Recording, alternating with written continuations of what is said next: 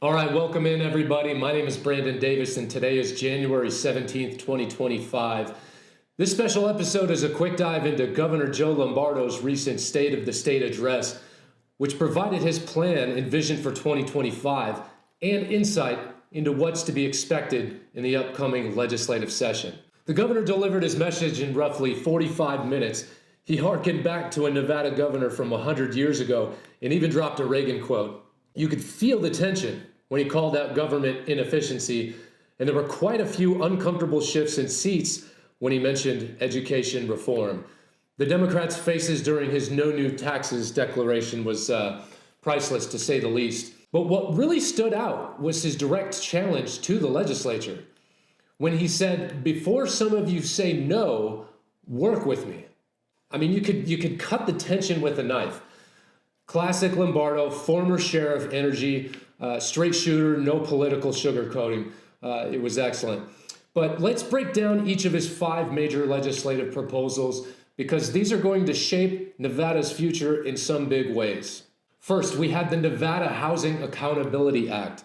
So this is Lombardo's attempt to address our state's housing crisis, which is ironically caused by the government.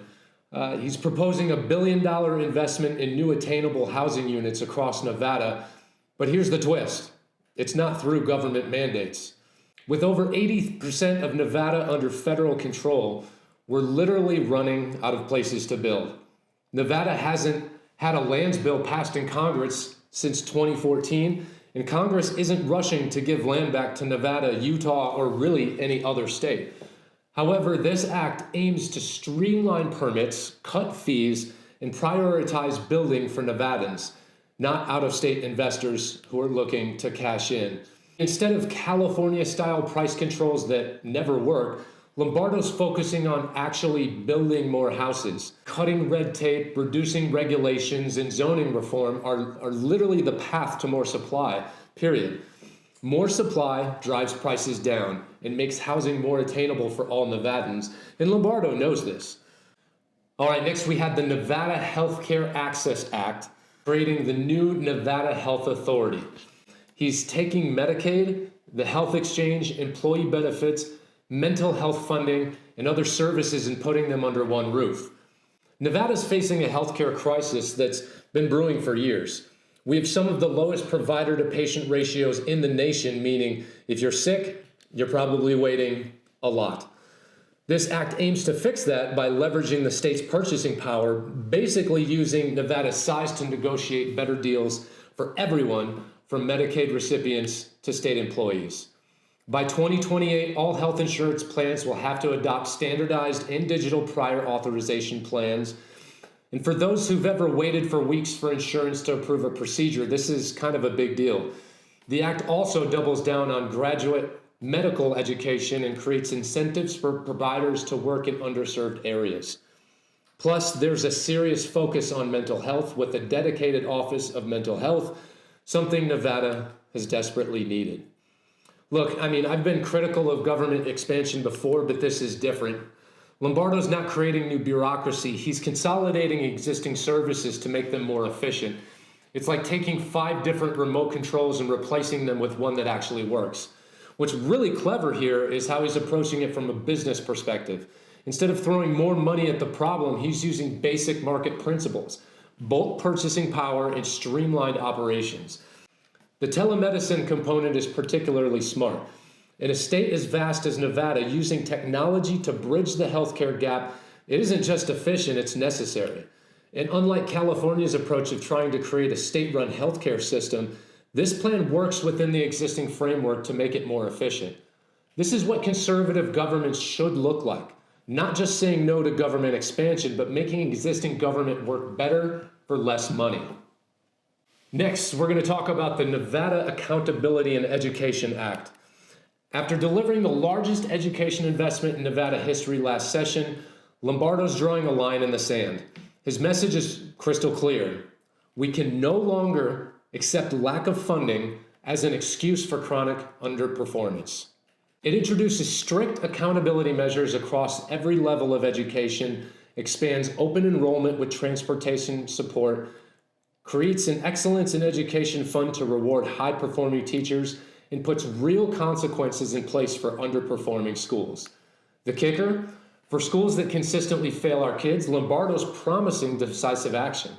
Let's be real here, Nevada's been hanging out in the basement of national education rankings for far too long. Last session, we threw historic levels of funding at our schools. The "we need more money" excuse is officially dead. What's refreshing about this act is its directness. By expanding open enrollment, Lombardo's introducing something our education system desperately needs: competition. When parents can vote with their feet, schools have to step up their game. That's just basic market principles at work. The Excellence in Education Fund is equally smart. Instead of the current system where great teachers get paid the same as mediocre ones, we're finally going to reward excellence. Will this make some people uncomfortable? You bet. Will the teachers' unions throw a fit? Absolutely. But after decades of watching our rankings stay in the basement while spending goes through the roof, maybe it's time for some discomfort. Because at the end of the day, this isn't about protecting the system, it's about serving our kids. All right, next we're going to turn to the Nevada Safe Streets and Neighborhoods Act. The sheriff turned governor is flexing his law enforcement muscles with this one.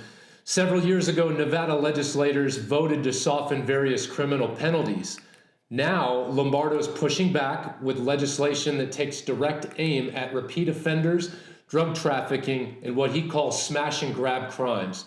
The act reduces felony theft thresholds and adds enhanced penalties for repeat offenders, regardless of value. It also tightens DUI laws, domestic violence policies, and stalking regulations. Most notably, it prohibits diversion courts from crimes against children and the elderly and lowers drug trafficking thresholds. When the governor pointed out that California has tougher penalties for certain crimes than Nevada, you could hear a pin drop in that chamber. Look, when California is outflanking you on law and order, you know that something's wrong. This act isn't just about being tough on crime, it's about fixing a system that's gone soft on repeat offenders and drug traffickers. The focus on protecting children and the elderly shows Lombardo hasn't forgotten his police instincts. In a state where tourism drives our economy, safe streets aren't just about a quality of life, they're our economic survival. So this is important. And speaking of economic survival, the next act we're going to talk about is the Economic Development Policy Reform Act. This might be Lombardo's most strategic play yet. Instead of the typical approach of throwing tax incentives at out-of-state corporations, he's focusing on strengthening businesses already invested in Nevada. The act modernizes economic development incentives to prioritize industries creating high-paying jobs, advancing clean energy, and addressing essential needs like healthcare and childcare. With nearly 1.6 million Nevadans working, it's the highest in state history, by the way, you might think we're golden. But our 5.7% unemployment rate tells a different story. This act aims to close that gap by incentivizing businesses that create sustainable, high-quality jobs. It's also targeting infrastructure investments in underserved rural areas and emerging industries, while offering strategic tax credits for childcare facilities to support working families. Instead of playing the endless game of chasing new businesses with tax breaks, Lombardo's focusing on growing what we've got. The childcare facility credits are particularly clever. It's not just about helping parents, it's about building a stronger workforce. This is how you build sustainable economic growth. Focus on the businesses that are already here, invest in your workforce, and create opportunities that benefit actual Nevadans, not just corporate boardrooms. Okay, so here's what's fascinating about Lombardo's speech. It's ambitious, but is it too ambitious? He's proposing 5 major pieces of legislation, a complete restructuring of healthcare administration, and demanding accountability across the board. There's a lot to accomplish in a 120-day session, especially with the current makeup of our legislature. Yes, it's great we have $1.3 billion in our rainy day fund, and I appreciate that he says he's holding the line on any new spending. But let's be honest, some of these programs, particularly the $1 billion housing initiative, are going to need funding. The question is, how do we pay for it all while maintaining that fiscal discipline? Whether you agree with all his proposals or not, it's hard to argue with his core message. Do better, not just more. The real test will come in the legislative session. Stay tuned, Nevada. This could get interesting. Thank you for joining us on this special episode. My name is Brandon Davis, and this is Update Nevada.